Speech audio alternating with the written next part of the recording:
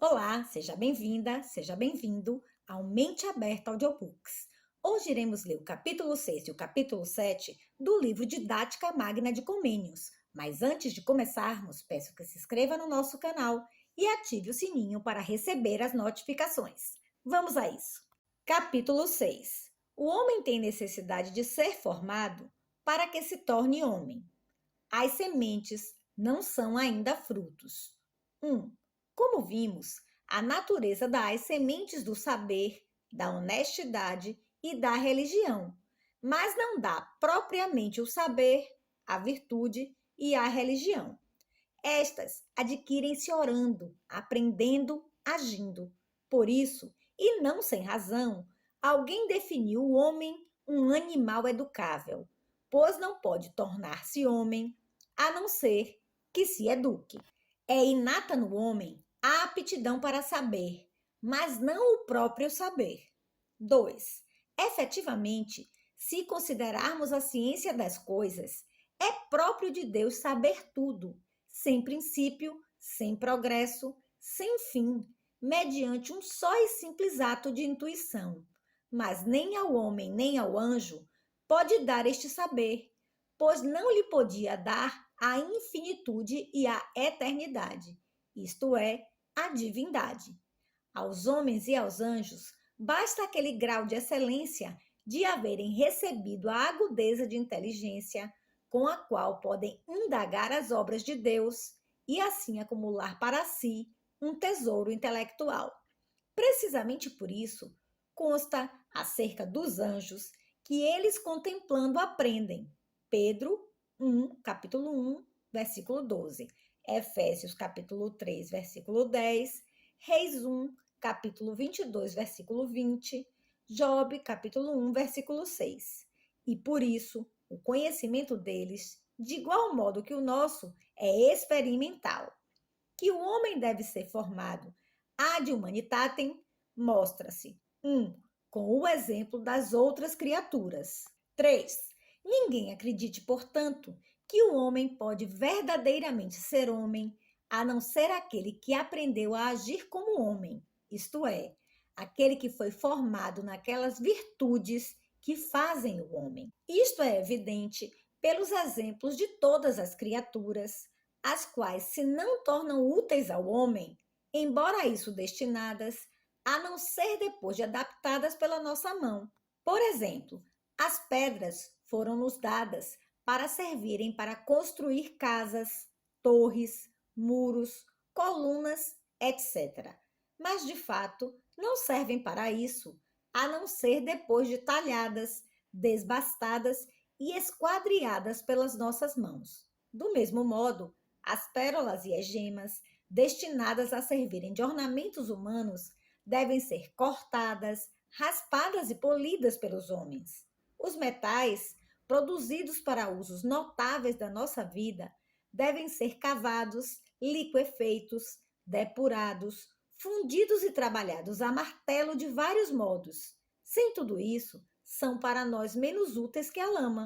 Das plantas, extraímos alimentos, bebidas e remédios, com a condição, porém, de que é necessário semear, sachar, ceifar, debulhar, moer e pisar os cereais e as ervas.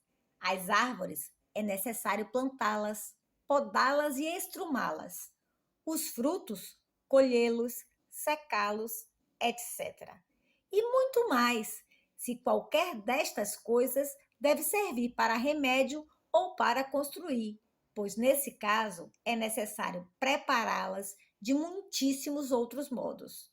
Os animais, uma vez que dotados de vida e de movimento, parece que se bastem a si mesmos. Todavia, se alguém se quer servir deles para o uso para que foram concedidos, é necessário que primeiro os submeta a exercícios. Eis com efeito um cavalo de batalha, um boi para carretos, um burro de carga, um cão de guarda ou de caça, um falcão e um gavião de caça, etc. Cada um tem inata aptidão para esse serviço determinado. Todavia, vale bem pouco se não são treinados para o exercício da sua função. 2. com o exemplo do próprio homem quanto às ações corpóreas. 4. O homem, enquanto tem um corpo, é feito para trabalhar. Vimos, todavia, que de inato ele não tem senão a simples aptidão. Pouco a pouco, é necessário ensinar-lhe a estar sentado e a estar de pé, a caminhar e a mover as mãos, a fim de que aprenda a fazer qualquer coisa. Como pode, portanto, a nossa mente, sem uma preparação prévia, ter a prerrogativa de se mostrar perfeita em si e por si? Não é possível, porque é lei de todas as coisas criadas o começar do nada e elevar-se gradualmente, tanto no que diz respeito à essência, como no que diz respeito às ações. Com efeito, até acerca dos anjos, muitos vizinhos de Deus em perfeição, consta que não sabem tudo, mas progridem gradualmente no conhecimento da admirável sabedoria de Deus, como notamos pouco atrás. 3. E porque, já antes da queda, era necessário exercitar o homem, muito mais é necessário agora, depois da corrupção. 5. É evidente também que já antes da queda havia sido aberta para o homem, no paraíso terrestre, uma escola, na qual ele ia pouco a pouco fazendo progressos. Com efeito, embora as duas primeiras criaturas, apenas criadas, não faltassem nem o movimento, nem a palavra, nem o raciocínio, todavia, do colóquio de Eva com a serpente, torna-se evidente que não tinham conhecimento das coisas, o qual vem da experiência, pois se aquela desventurada fosse dotada de uma experiência mais rica, não teria admitido com tanta simplicidade quanto a serpente lhe disse, pois teria então a certeza de que aquela criatura não podia ser dotada de capacidade de discorrer e que, por isso, devia estar a ser vítima de um engano. Com maior razão, portanto, se poderá sustentar que agora, no estado de corrupção, se quer saber alguma coisa, é necessário aprendê-la, porque realmente vimos ao mundo com a mente nua, como uma tábua rasa, sem saber fazer nada, sem saber falar nem entender. Mas é necessário edificar tudo a partir dos fundamentos. E, na verdade, isto consegue-se mais dificilmente do que se conseguiria no estado de perfeição, porque as coisas são para nós obscuras e as línguas confusas, de tal modo que, em vez de uma só, se devem agora aprender várias. Se alguém, para se instruir, quer falar em várias línguas vivas e mortas. Além disso, porque as línguas vernáculas se tornaram mais complicadas e, quando nascemos, nada conhecemos delas. E porque os exemplos mostram que o homem sem instrução não se torna mais que um bruto. 6. Temos exemplos de alguns que, raptados na infância pelas feras e crescidos no meio delas, nada mais sabiam que os brutos, mas ainda, com a língua, com as mãos e com os pés, não eram capazes de fazer nada de diverso daquilo que fazem os animais, a não ser que, de novo, tenham sido conservados durante algum tempo entre os homens. Aduzirei dois exemplos. Por 1540, numa aldeia de Hansen, situada no meio de florestas, aconteceu que um menino de 3 anos, por incúria dos pais, se perdeu.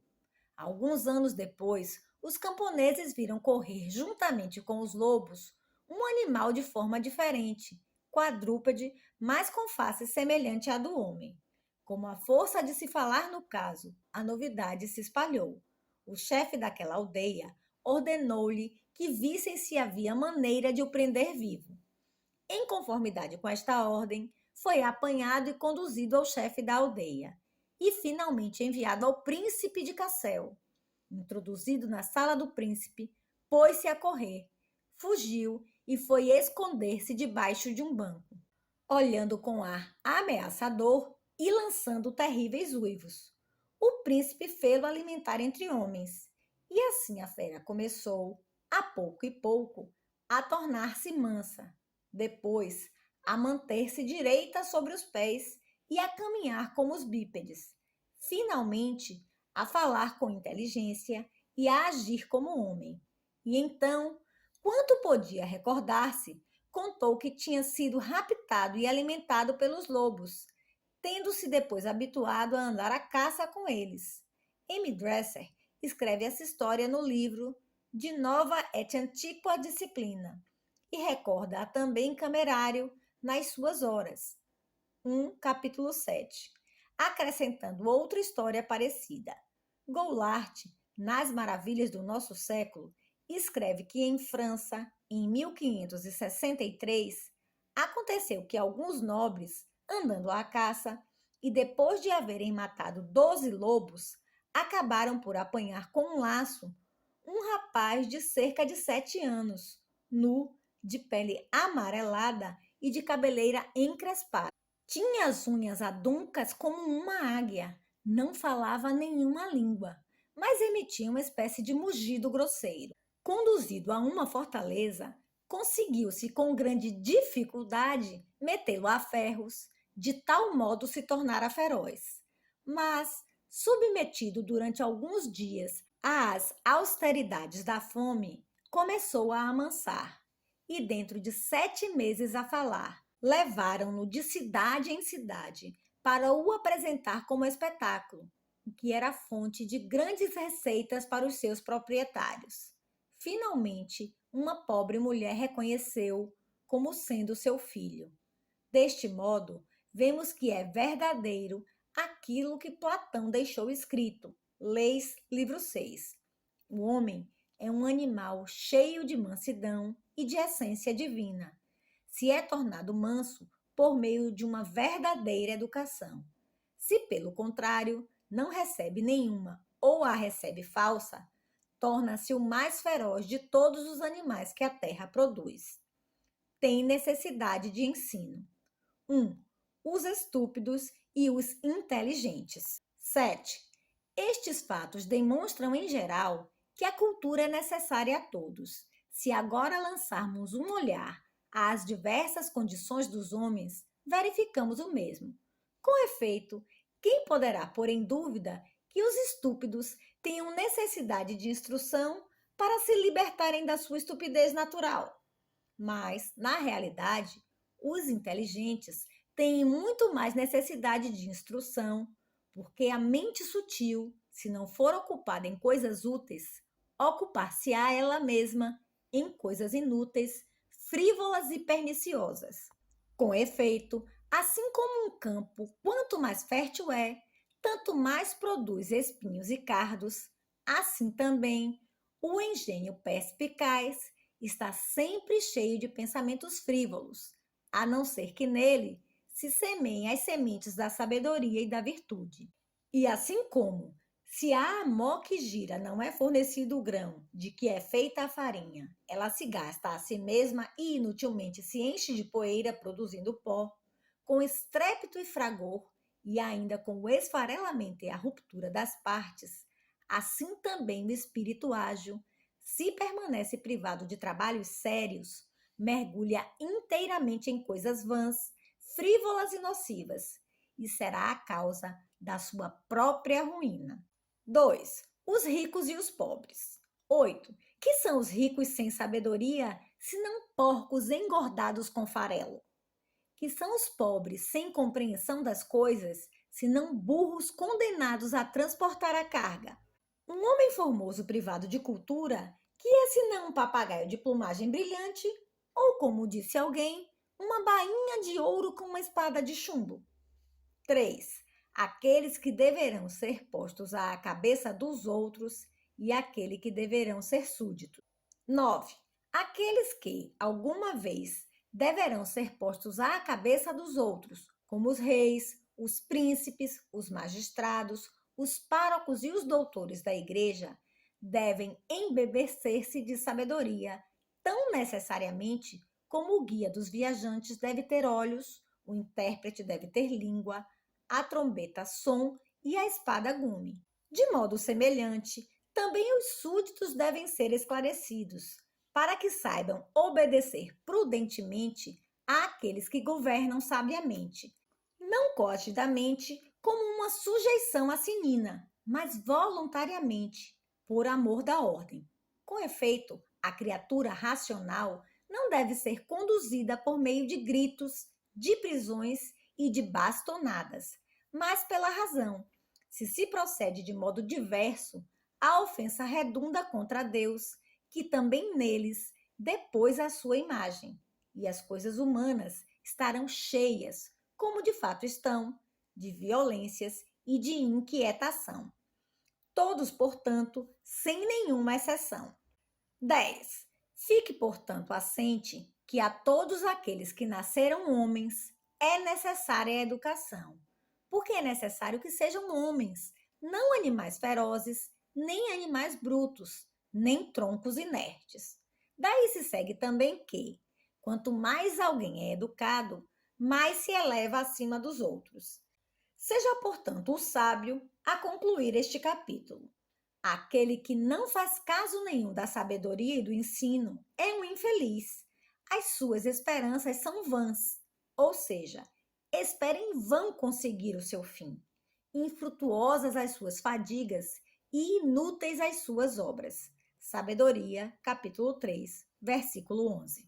Capítulo 7. A formação do homem faz-se com muita facilidade na primeira idade e não pode fazer-se senão nessa idade. O modo de desenvolver-se do homem é semelhante ao da planta. Do que foi dito, é evidente que é semelhante à condição do homem e à da árvore. Efetivamente, da mesma maneira que uma árvore de fruto, uma macieira, uma pereira, uma figueira, uma videira, pode crescer por si e por sua própria virtude, mas sendo brava, produz frutos bravos, e para dar frutos bons e doces, tem necessariamente que ser plantada, regada e podada por um agricultor perito, assim também o homem, por virtude própria, cresce com feições humanas, como também qualquer animal bruto cresce com as suas feições próprias. Mas não pode crescer animal racional, sábio, honesto e piedoso, se primeiramente nele se não plantam os germes da sabedoria, da honestidade e da piedade. Agora importa demonstrar que esta plantação deve ser feita enquanto as plantas são novas. A formação do homem deve começar com a primeira idade. 1. Por causa da incerteza da vida presente. 2. Quanto aos homens, as razões fundamentais desta necessidade são 6. Em primeiro lugar, a incerteza da vida presente, da qual é certo que se tem de sair, mas é incerto onde e quando. O perigo de alguém ser surpreendido impreparado é tão grave que não se pode afastar. Com efeito, o tempo presente foi concedido para que, durante ele, o homem ganhe ou perca para sempre a graça de Deus. Efetivamente, assim como no útero da mãe o corpo do homem se forma de tal maneira que, se algum de lá sai com qualquer membro a menos, necessariamente ficará sem ele durante toda a vida, assim também a alma, enquanto vivemos no corpo, de tal maneira se forma para o conhecimento e para a participação de Deus, que, se algum não consegue adquiri-la neste mundo, uma vez saído do corpo, já lhe não resta nem lugar nem tempo para fazer tal aquisição. Uma vez que, portanto, se trata aqui de um negócio de tão grande importância, convém fazê-lo o mais depressa possível, para que se não seja surpreendido pela morte antes de o haver conduzido ao fim. 2. Para que seja instruído naquilo que deve fazer nesta vida antes de começar a fazê-lo. 3. Mas, mesmo que a morte não esteja iminente e se esteja seguro de uma vida muito longa, deve, todavia, começar-se a formação muito cedo, pois não deve passar-se a vida a aprender, mas a fazer. Convém, portanto, instruir-se o mais cedo possível naquilo que deve fazer-se nesta vida, a fim de não sermos obrigados a partir antes de termos aprendido o que devemos fazer. Mesmo que fosse do agrado de alguém, passar toda a vida a aprender, é infinita a multidão das coisas que o Criador das mesmas coisas fez objeto de especulação agradável, de tal maneira que, se a alguém fosse concedida uma vida tão longa como a Nestor, teria sempre em que a empregar de modo muito útil, investigando os tesouros da sabedoria divina espalhados por toda a parte e adquirindo com eles apoios para a vida eterna. Deve, portanto, desde cedo, abrir-se os sentidos do homem para a observação das coisas, pois durante toda a sua vida ele deve conhecer, experimentar e executar muitas coisas. 3. Todas as coisas formam-se muito mais facilmente enquanto são tenras. 4. É uma propriedade de todas as coisas que nascem o fato de, enquanto são tenras, se poderem facilmente dobrar e formar, mas, uma vez endurecidas, já não obedecem. A cera mole deixa-se amassar e modelar, mas endurecida quebra mais facilmente.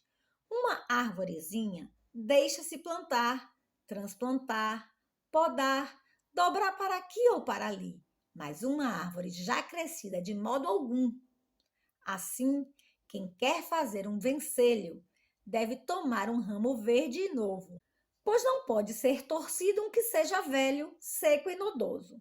De ovos frescos chocados, nascem no devido tempo os pintainhos, os quais em vão se esperariam de ovos recessos. O carroceiro ensina o cavalo, o lavrador o boi, o caçador o cão e o falcão a trabalhar, assim como o homem de circo ensina o urso a bailar e a bruxa ensina a pega, o corvo e o papagaio a falar. Mas escolhem aqueles que são muito novos, pois, se tomam os que já são velhos, perdem o tempo. Também o homem. 5. Evidentemente, estes resultados obtêm-se, da mesma maneira, no homem cujo cérebro, que como atrás dissemos é semelhante à cera, recebendo as imagens das coisas que lhe são transmitidas pelos sentidos, na idade infantil, é inteiramente úmido e mole e apto a receber todas as figuras que se lhe apresentam. Mas depois, pouco a pouco, seca e endurece de tal modo que nele mais dificilmente se imprimem ou esculpem as coisas, como a experiência demonstra. Daqui, a seguinte afirmação de Cícero: as crianças aprendem rapidamente inúmeras coisas.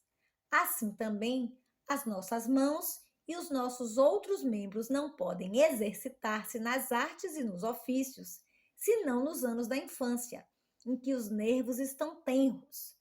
Se alguém quer vir a ser bom escrivão, pintor, alfaiate, ferreiro, músico, etc., deve aplicar-se ao seu ofício desde os primeiros anos, enquanto a imaginação é ágil e os dedos flexíveis. De outro modo, nunca fará nada de bom. De modo semelhante, portanto, se quer que a piedade lance raízes no coração de alguém, importa plantá-la nos primeiros anos. Se deseja que alguém se torne um modelo de apurada moralidade, é necessário habituá-lo aos bons costumes, desde tenra idade.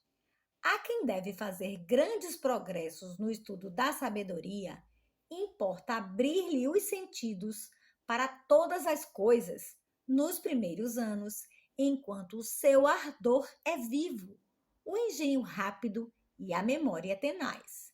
É coisa torpe e ridícula um velho sentado nos bancos da escola primária. Ao jovem compete preparar-se, ao velho realizar-se. Escreve Sêneca na carta 36.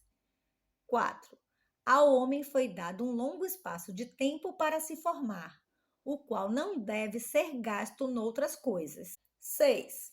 Para que o homem pudesse formar-se, ad humanitatem, Deus concedeu-lhe os anos da juventude, durante os quais, sendo inábil para outras coisas, fosse apto apenas para a sua formação.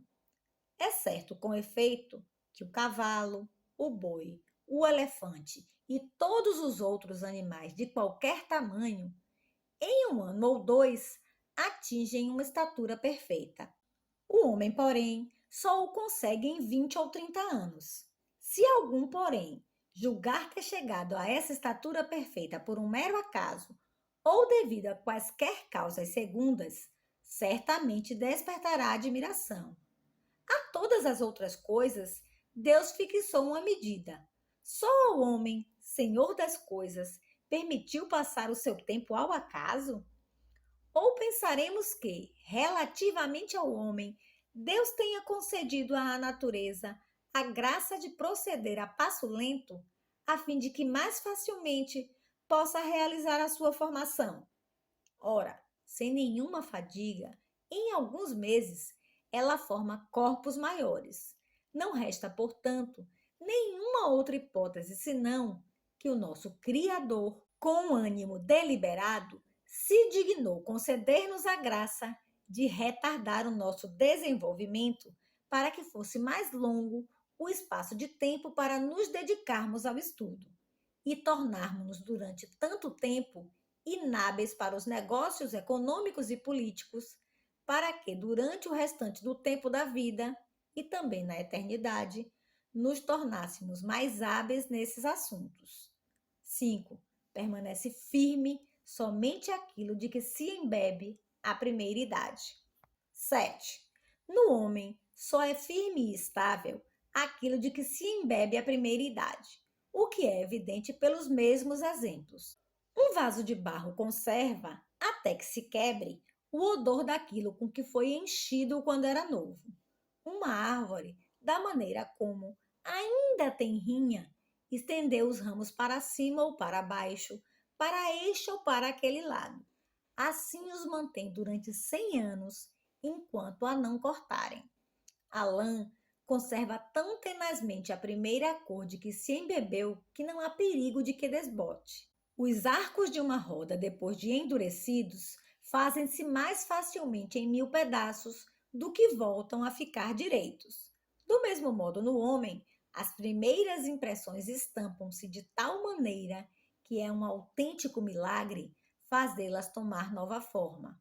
Por isso, é de aconselhar que elas sejam modeladas logo nos primeiros anos da vida, segundo as verdadeiras normas da sabedoria.